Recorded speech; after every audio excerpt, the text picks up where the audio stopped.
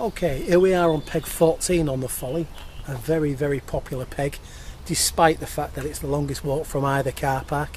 Don't let that put you off. It's particularly productive in winter months for skimmers.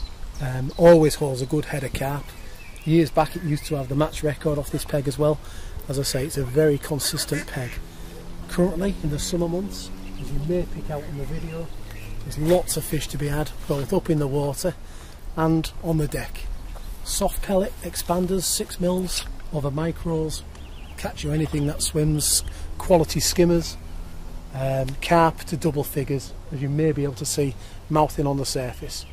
For the anglers that like to take a more active approach, fishing shallow, slapping and tapping will work with 6 mil pellets on a band, feeding 13-14 metres. Sometimes you have to go longer. Obviously if it's not too windy it's not a problem. And again, nice, plenty of room to ship your pole back here, and it's a very productive peg, so well worth a walk. So moving on to peg 15, again another very popular peg. As you can see, you've got the peg between 15 and 16, you've got this large bush. Despite its size, it's not got many snags underneath, and there's a very popular area for carp to hold out in the day, especially on hot days like today. Fishing paste or soft pellet or meat tight to those branches will produce plenty of double figure carp on the right day. The inside margin going towards 14, again quite a deep inside margin, but very prolific. Either dead maggot, meat, corn, soft pellet, just used in conjunction with your micros. 6-7 metres from your peg, you'll definitely catch plenty of carp, and you'll be surprised by the quality skimmers as well that'll turn up on the short line. In winter months, again a very consistent area for your skimmers, normally your roach and things like that as well, but a good holding area for carp. Okay, on to peg 16, one of my favourite pegs. We've used this peg before for some of the previous videos done at Risby.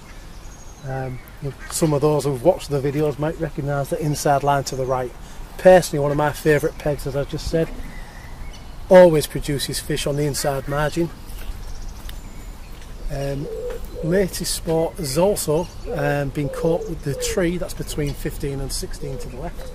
You can see there's quite a nice handy little cubby hole cut into the trees. Again, despite it looking quite snaggy, it genuinely isn't. You've got a good deep inside line with 3.5 foot at least, tight to the bank. You may see swimming on the surface of stacks of ghost carp, commons and mirrors. These can be caught either with a pellet waggler or by fishing pole long and shallow, or obviously on the deck, paste, again over micro pellets, soft pellet over micro pellets, meat or corn, they all work well. The margins, as per the other videos and so on, dead maggot is fantastic, especially later on in the afternoon. Dump a decent amount in, the carp start competing, and you can have a bumper day with £150 possibly easily. Okay, last but not least for this short video, we're going to look at peg 17.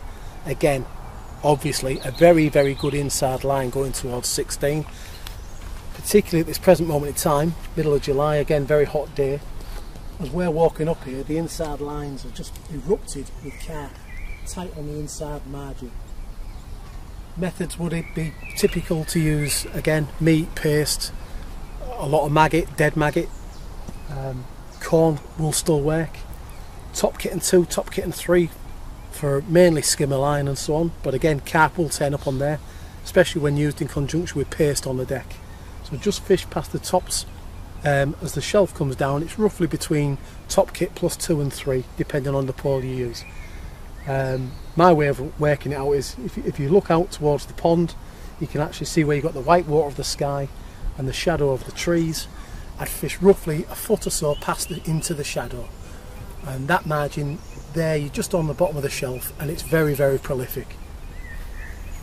The inside margin to your right speaks for itself with those reeds there, quite deep. You've got roughly 3 feet, very close, tight to the inside bank. Again, big holding area for some of your bigger carp. All in all, these are probably the most consistent 4 pegs on the pond. Well worth a visit.